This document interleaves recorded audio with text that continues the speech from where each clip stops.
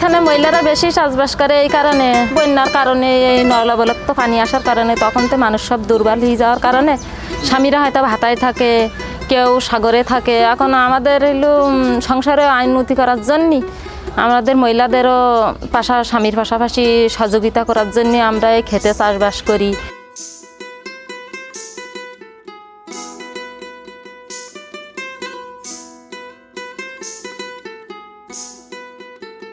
পুরুষ আমাদের বাড়িতে খন্দ খুব কম লাগায়। পুরুষে হাটে থাকবে, ইনকাম করবে, আমরা বাড়ি থাকবো, তাদের যদি ইনকামের সুযোগ না দেয় তাহলে আমাদের চলবে? যে কোনো জিনিস বাড়ি লাগালে হাত খরচটাও বেরোই যায়, আর কিনতে গেলে খাইটি কি সব কিছু কি কিনে খাওয়া যাবে?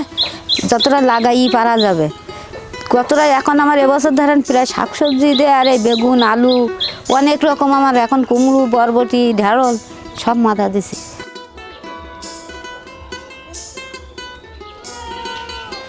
সাজিদা ফাউন্ডেশনের ইউরোপ থেকে আমাদের বিটরুট দিয়েছে। বিটরুটের পাশাপাশি আমরা আমাদের যারা 5 জনের একটা খাত আছে, তো 5 জন সবাই একসঙ্গে থেকে টাকা উঠেছি। সবাই হলো সেই টাকা দিয়ে চারা কিনে লাগাইছি। লাগানোর পরে আমরা দেখা যায় কি ওইটা নিয়ে আমরা ভাগ করি, যার সংসারে যা লাগে সবাই মিলে ভাগ করি রাখবো, আর বাদ বাকি যেটা বেশি থাকবে সেটা বিক্রি করি আমরা টাকা ভাগ করি।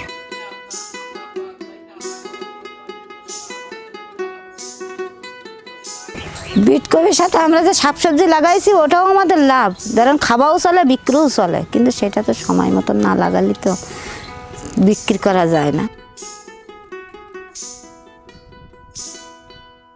খালি বিটরুটি আমাদের সময় নষ্ট করি, মানে লস হবে কি না সেইটা চিন্তা ভাবনা করার পরে আমরা নিজেরা টাকা উঠাইছি 5 জনে। আশেপাশে মানে মরিচ চারা, ওলকপির চারা দিছি, সব ওই খেতে রুই দিছি। দেওয়ার পরে আমরা সেই ক্ষেত্রে আমরা এক জায়গায় বসাবসি করি, কেননা আমরা কৃষক। আমাকে একটার থেকে সেই দুটো যদি ওঠে তো সেইটাই আমাদের লাভ। ছোটোবেলা দেখেছি যে আব্বা আম্মা যে ভাই মানে মাটি কোদাল দিয়ে কোপাই, তারপরে মানে বাড়ি অনেকগুলো সারের মাটি রেখে দেয়, গলির গোবরের যেটা আবর্জনা বাদ যায় সেটা রেখে দেয়, ছাগলের হাঁস মুরগির ডাল পরিষ্কার করে রেখে দেয়, ওইগুলো মান্দা কোপাইয়ে এবার ওইগুলো ছড়াই দেয়।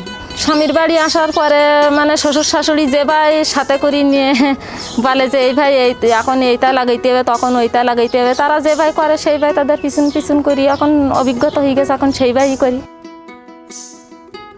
আমার ধরেন দোকান আছে বলি আমি হয়তো বাজারে ছেলিবেলিতে পাড়ায় দিছি, দোকানের সামনে লাগতেছে। আবার তো সবাই তো দোকান নেই, তাহলে যার বাড়ি পুরুষ লোক আছে সে হয়তো বেচতে পারে, যার বাড়ি পুরুষ লোক হয়তো বাইরে গেছে, তখন তার বাড়ির খন্দ লাগাইও যদি 2 পয়সা ধরিয়ে নিতে চায়, তখন তো বাড়ির জিনিস তখন লোকের কাছে না বেচতে গেলে সেইগুলো পচে যাবে না? মাই আছে বলি হয়তো বাবার দোকানে এনে দিচ্ছে, যখন ওরা না থাকবে ওর বাবা নিয়ে বেচতে বসবে। এইভাবে যার মানুষ না থাকে তখন তো সে জিনিস নষ্টই হবে। যে কীটনাশক দোকানের থেকে কেনা হয় এটা দেওয়া থাকলে খালি অনেক সময় রোগ আক্রান্ত হয়। যদি নিজে বাড়ি কীটনাশক বানাই ব্যবহার করা হয় তো সেইটা সবচেয়ে সুবিধাজনক হয়, পোকামাকড় সেভাবে ওতে লাগেও না। আর বাজারের কীটনাশক দেওয়ার পরে কোনো কারণবশত বেশি মাত্রা পড়ে যায়, তো আমার ফলটা গাছটা সব নষ্ট হয়ে যায়।